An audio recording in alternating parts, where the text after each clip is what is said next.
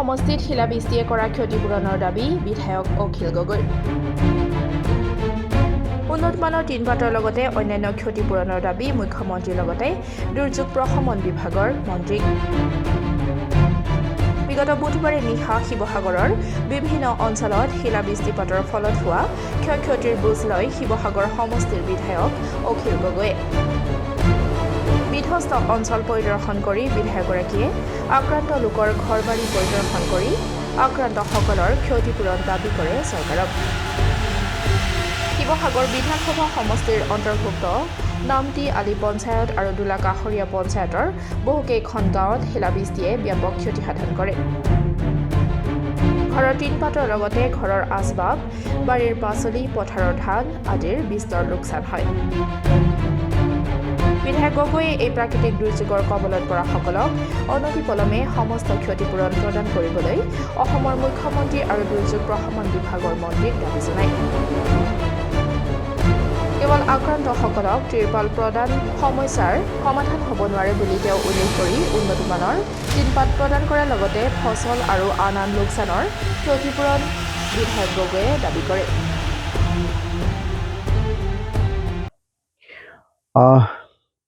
নমস্কাৰ, মই আছোঁ এতিয়া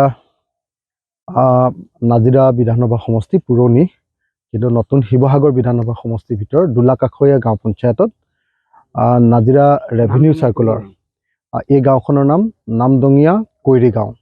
নামদঙীয়া কৈৰী গাঁৱত 50 ঘৰ মানুহৰ কৈৰী জাতিৰ লোকসকলৰ আপোনাৰ 50 ঘৰ মানুহৰ পুৰা ঘৰ দুৱাৰ ভাঙি চৰমাৰ কৰিছে।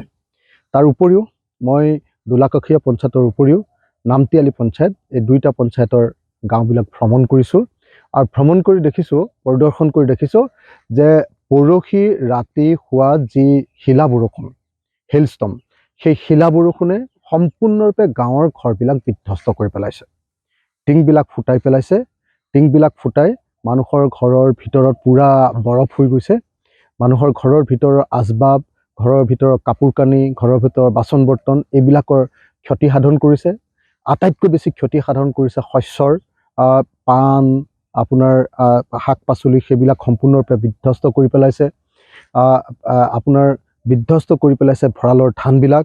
আৰু এতিয়া আমি য'ত আছোঁ আপোনালোকে নিশ্চয় দেখিছে যে ইয়াত ধান, আপুনি পথাৰত আছোঁ, পথাৰৰ গোটেই ধানবিলাক হৰুৱাই পেলালে। হাজাৰ হাজাৰ হেক্টৰ মাটিৰ ধান, হাজাৰ হাজাৰ হেক্টৰ মাটিৰ ধান এনেকৈ এইবাৰ শিল বৰষুণে, পৰহি ৰাতি হোৱা শিল বৰষুণে নাজিৰা ৰাজহ চক্ৰ আৰু আমগুৰি ৰাজহ চক্ৰৰ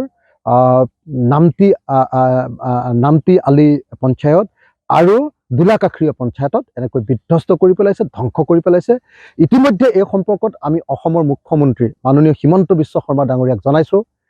এই সম্পৰ্কত মই শিৱসাগৰৰ DC, আপোনাৰ আমগুৰিৰ SDC, আমগুৰিৰ নাজিৰাৰ SDC, সেই সকলোবিলাকৰ লগত অনবৰতে যোগাযোগত আছোঁ। ডিজাষ্টাৰ মেনেজমেণ্টৰ লগত সম্পূৰ্ণৰূপে যোগাযোগত আছোঁ আৰু তেওঁলোকক গৈ গোটেইবিলাক ছাৰ্ভে কৰাৰ ব্যৱস্থা গ্ৰহণ কৰিছোঁ।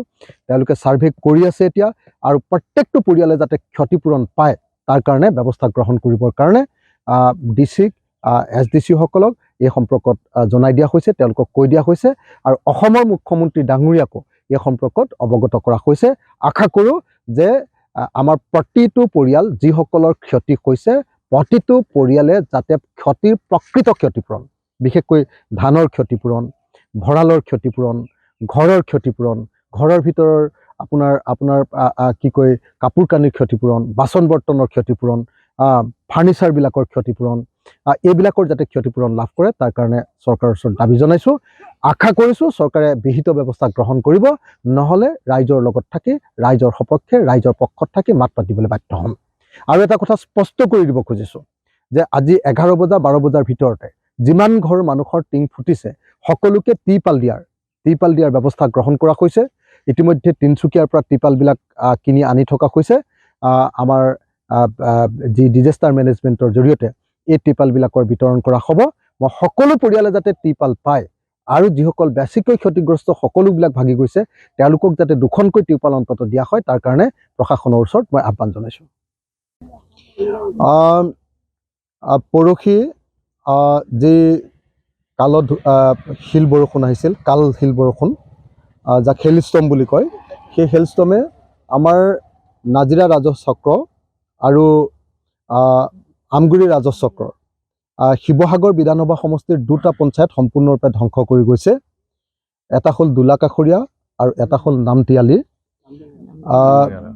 এতিয়া এই মুহূৰ্তত মই নামদঙীয়া গাঁৱত আছোঁ। নামদঙীয়া গাঁৱৰ প্ৰত্যেক ঘৰ মানুহ শিল বৰষুণে সম্পূৰ্ণৰূপে ধ্বংস কৰি থৈ গৈছে।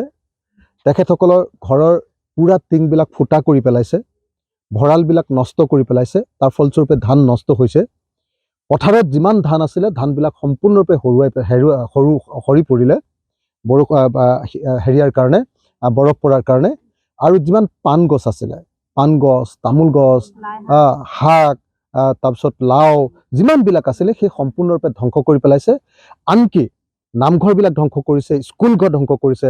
আৰু আমি দেখিবলৈ পাইছোঁ যে ঘৰৰ ভিতৰত যিবিলাক আমাৰ কাপোৰ কানি আছিলে, বাচন বৰ্তন আছিলে, কাৰোবাৰ ঘৰৰ বিচনা পত্ৰ আছিলে, আৰু আপোনাৰ চোফা ছেটকে ধৰি যিবিলাক মোবাইল, টিভি, এইবিলাক বস্তু, পানী পাইপ পৰ্যন্ত এইবিলাক সম্পূৰ্ণৰূপে ধ্বংস হৈ গৈছে। গতিকে এই মুহূৰ্তত মই নামদঙীয়া গাঁৱত উপস্থিত হৈ অসমৰ মুখ্যমন্ত্ৰীক আহ্বান জনাইছোঁ, অসমৰ ৰাজহ আৰু দুৰ্যোগ ব্যৱস্থাপনা বিভাগৰ মন্ত্ৰীক আহ্বান জনাইছোঁ, যাতে অনতি বিলম্বে, অকণো দেৰি নকৰাকৈ অসমৰ খিলঞ্জীয়া, ভূমিপুত্ৰ এইসকল পৰিয়ালৰ এই দুৰ্দশাৰ সময়ত চৰকাৰে যাতে যথোপযুক্ত ক্ষতিপূৰণ দিয়াৰ ব্যৱস্থা গ্ৰহণ কৰে। তাৎক্ষণিকভাৱে টিংবিলাক সলাবৰ কাৰণে যাতে পইচা দিয়াৰ ব্যৱস্থা গ্ৰহণ কৰে, অথবা যথোপযুক্ত উপযুক্ত কোৱালিটিৰ টিং দিয়াৰ ব্যৱস্থা গ্ৰহণ কৰে। ইতিমধ্যে উপায়ুক্ত SDC সকলক লগত কথা পাতি আৰু লগতে ডিজাষ্টাৰ মেনেজমেণ্টৰ লগত কথা পাতি আজিৰ দিনটোৰ ভিতৰত সকলো পৰিয়ালক আমি ত্ৰিপাল দিয়াৰ ব্যৱস্থা গ্ৰহণ কৰিছোঁ। কিন্তু ত্ৰিপাল দিলেতো কোনো মানুহ নাবাচে। ত্ৰিপালে কেৱল এই সময়ত বৰষুণ পৰাৰ পৰা বচাব, তাৰ বাহিৰে আন একো উপকাৰ নহ'ব। গতিকে এই মুহূৰ্তত মই অসমৰ মুখ্যমন্ত্ৰী ডাঙৰীয়াক আজি নামদঙীয়া গাঁৱৰ পৰা আহ্বান জনাইছোঁ যে অনতি বিলম্বে প্ৰতিটো পৰিয়ালক ক্ষতিপূৰণ দিয়াৰ ব্যৱস্থা গ্ৰহণ কৰিব লাগে। অসমৰ খিলঞ্জীয়া, ভূমিপুত্ৰ এইসকল মানুহৰ এই দুৰ্দশাৰ সময়ত যদি চৰকাৰখন নাথাকে তেতিয়াহ'লে কেতিয়াও মানি লোৱা নহ'ব। মই মুখ্যমন্ত্ৰীক অনতি বিলম্বে এই কাম আগবঢ়াবৰ কাৰণে অনুৰোধ জনাইছোঁ। ইতিমধ্যে মই ফোনযোগে মুখ্যমন্ত্ৰীক এই কথা জনাইছোঁ। আশা কৰিছোঁ মুখ্যমন্ত্ৰীয়ে আমাৰ আহ্বান ৰক্ষা কৰি এইসকল পৰিয়ালৰ দুৰ্দশাৰ সময়ত সাহায্য দিয়াৰ, প্ৰকৃত অৰ্থত সাহায্য দিয়াৰ ব্যৱস্থা গ্ৰহণ কৰিব।